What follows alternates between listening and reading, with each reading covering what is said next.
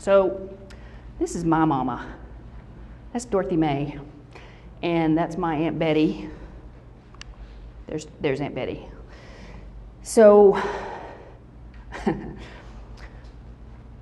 my mother was diagnosed with breast cancer and got better, though she told me she never ever felt like she was really in remission. And we had a conversation one afternoon where she wasn't making very much sense. I thought she was having a stroke, and in fact she had metastases to her brain. Brain had swelling. The sweet, fabulous, wonderful doctor came in with his medical students and sat knee to knee with her and talked to her about what was happening, and that she was at a point in this illness where it was no longer treatable and no longer curable.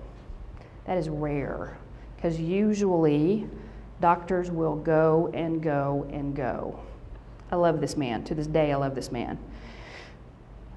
Mom wanted to drive, and he patted her and he said, "Now, I don't want you to hurt anybody." Oh, I don't want to hurt anybody either. Mom would get up and go to the nurse's station, and she would pull on the charts, and she just wasn't herself. And then eventually, this fabulous medicine called Decadron kicked in, and the swelling went down, and she came back to us. And that doctor came in one day, and I said to him, "Dr. Jones, I'd like for you to meet my mother. This other person who was here wasn't quite her. This is her."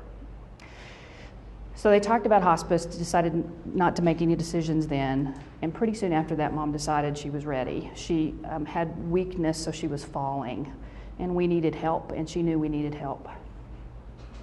So we put the bed in the living room. You know why it's the living room now, don't you? We put the bed in the living room because she's still living. She's dying, but she was living. And we wanted her to be a part of everything, and we wanted to be a part of everything. And it was as good as it could possibly be. Before she got into that bed, she was walking down the hall one day, and I said, "Mother," here she goes. She turns her head back. I said, "There may be a time when you see people who have died, or angels, or somebody. I don't know who's going to show up, but somebody may show up to help you when it's your time to go." Yeah, I do death and dying work. I've been doing death and dying work since I was 22.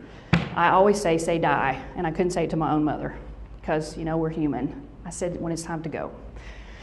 She said, "It depends on who it is." I didn't know who she thought was going to show up. So I'm sitting with her one afternoon, and I was turning, and Betty's facing that direction. I was facing the other direction, and I was holding her hand. Her eyes were closed. I was watching her eyes move under closed eyelids, and she got this beautiful smile on her face. And I said, "Mom, what do you see?"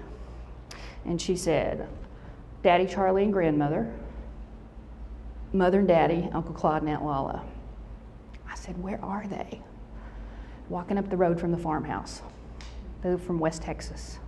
And I have a picture of that farmhouse, white farmhouse, and the big dusty road, and I can just see them walking en masse up the road to Mom. My brother Jim had died some 10, 15 years before.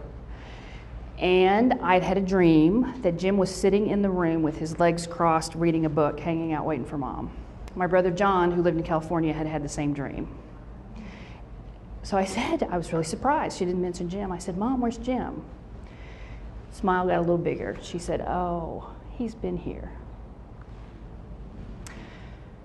When she died, the night she died, Mom was doing this reaching up, up, up. I didn't know what it was at the time. I was thinking, okay, she's reaching with her right hand. There must be some kind of disease process on the left side. But she was reaching. I got really interested in these deathbed vision pieces. What was this? Why was it happening? I started my PhD in August of 2005. Mom was re-diagnosed in 2005. And I left the bereavement center in August of 2005. It was a big month. I talked about this work with other people in my family, specifically my Aunt Betty, who was sitting there at the bedside. Aunt Betty invited me to come to her church in Albuquerque to talk to her people, her parishioners. I did that. I loved talking about this with people.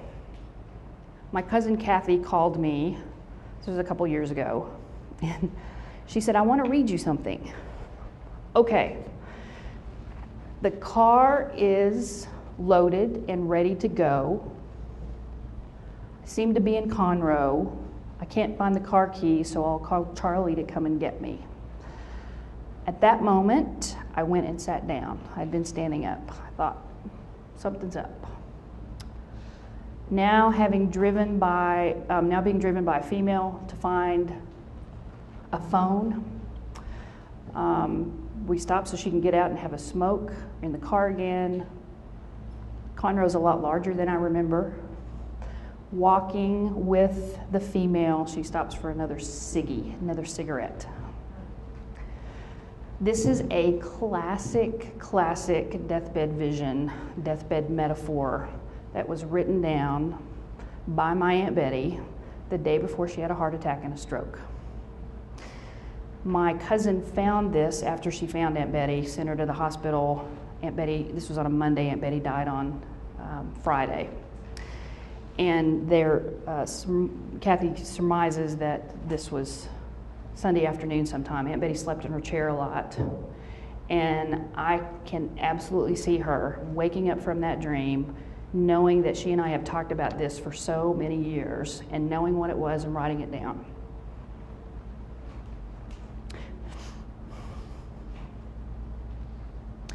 So, the car is loaded and I'm ready to go. This is pretty classic. You get to the point, the dying person gets to the point where they're ready, but they can't quite get there. So the car's packed, I have my keys, I have my shoes, I have the map. You will also hear that before that they're calling for their shoes or the map, or they need their suitcases. My father needed his pens and his papers. Can't find the car keys. There's a gentleman from South Africa, worked with their family, and he was in his, I guess he was 92. He decided to go on hospice, and then he just got really frustrated because he didn't die fast enough. He was ready to go, and he was mad. And he got to the point where he only spoke Afrikaans, which is pretty common too. People with English as second language, they go back to that first language, and that's what they speak. So his family came. He had these visions where his mom and dad came, and his brothers and sisters came, and greeted him and talked to him. And then one day, his daughter walked in, and he was having a very animated conversation with many, many people around the room. And she said, "Dad, who's here?" And it was the rugby team that he had played rugby with when he was 20. The whole dang rugby team was there. They had come in on ladders, very long ladders. And then they left, and they took the ladders with them. So he couldn't go with them, and he was really mad. Then pretty soon after that, his suitcase was packed and ready to go. And he was mad because he couldn't go. And then the rugby team came back again. But this time, they left ladders, but they were too short. I know. It's terrible. Terrible. This other part about going to Conroe. Just like the near-death experiences, there is a life review. And what I have come to understand, I'm going out on a limb here. I used to be tentative about this, but I'm just going to go on and say it. There is a life review that happens for people who are actively dying. It's not one they look at and go, yeah, I was 23 years old and I played rugby. They are in the moment being 23 playing rugby. They are 25 in the police academy.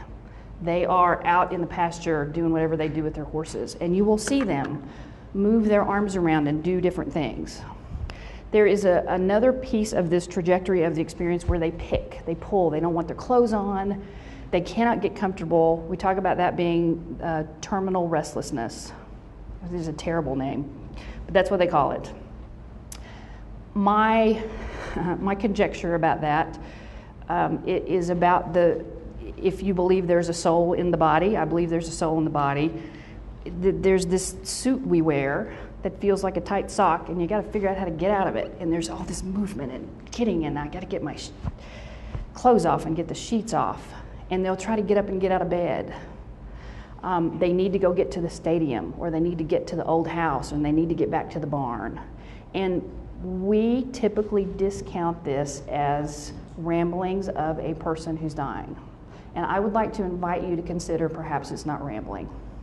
Perhaps this is part of the process, and perhaps we can make meaning from it that will help us make meaning later as we grieve. I've made many, when I think about my mother and those people coming together, that is the greatest thing. I don't fear death.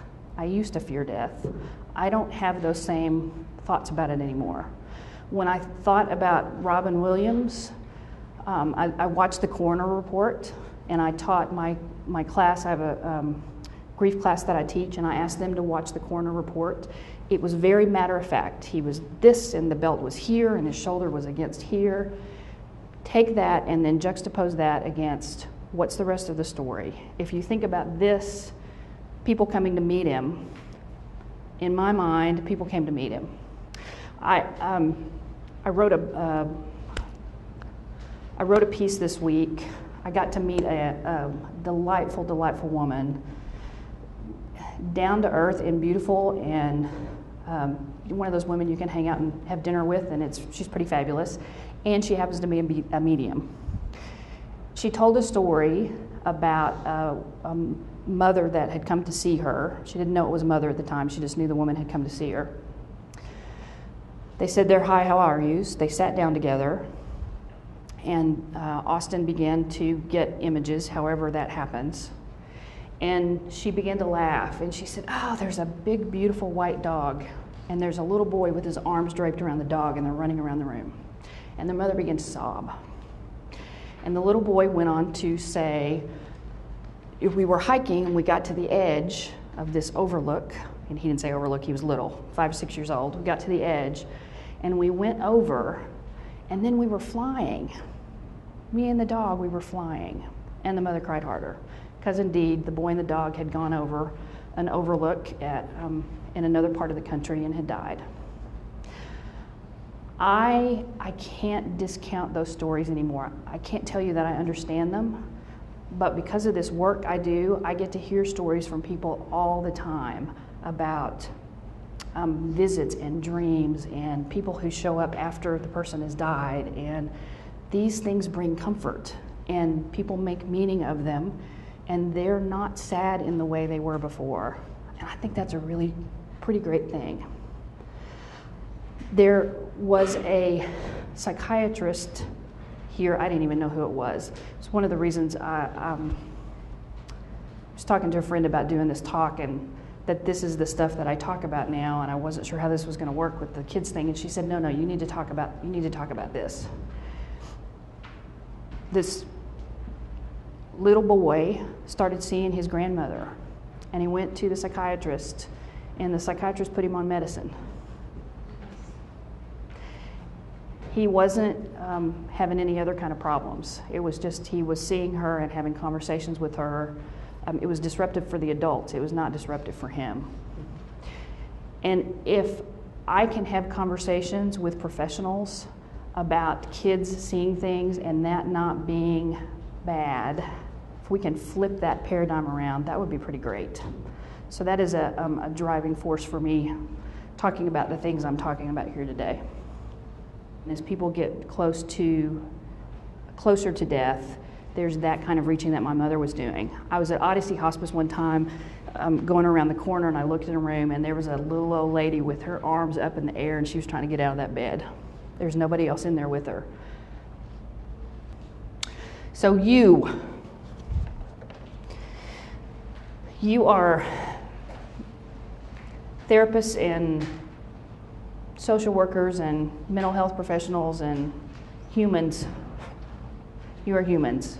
We are all going to experience death. We're all going to die ourselves. Yay. The way we show up, the way we experience our own grief, the way our worldview is shaped and changed by these experiences affects the way we react to people, affects the way we show up with our clients. It's okay for us to process our grief and be in the moment when we're sad. It's okay to talk with our clients within reason about our experiences, because we can connect to our clients in a different way. Now, that doesn't mean you show up and throw up on the floor your whole story. You guys know that. But we know now, there's a little teeny tiny bit of research related to professional work and practice, private practice, and what that looks like. And we know that talking about our experiences can be helpful for our client. It helps them negotiate. They understand that you understand somehow, and it gives them something to bounce off of.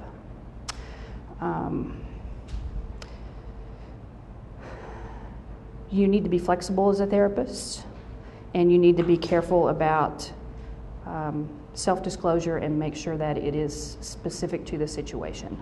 Those are the two pieces of caution I will give you. One of the authors who I read about, she had had a loss, and she said her humbleness came as a result of having experienced her own loss, and what she thought about the client she worked with was completely shifted. It's that worldview shift. Talk to your colleagues when you get to that place and you aren't sure where your feet are. Talk to your colleagues, get some supervision. It's all good. We are human. If you cry with your client in a session, that's not so bad. I read about one gentleman who said he cried tears when his client could not. And it ended up being a really bonding experience for them. And they talked about it. They talked about the transference and countertransference in those moments. And beyond that, beyond all the labels of that, they talked about the humanness in those moments and how powerful that is.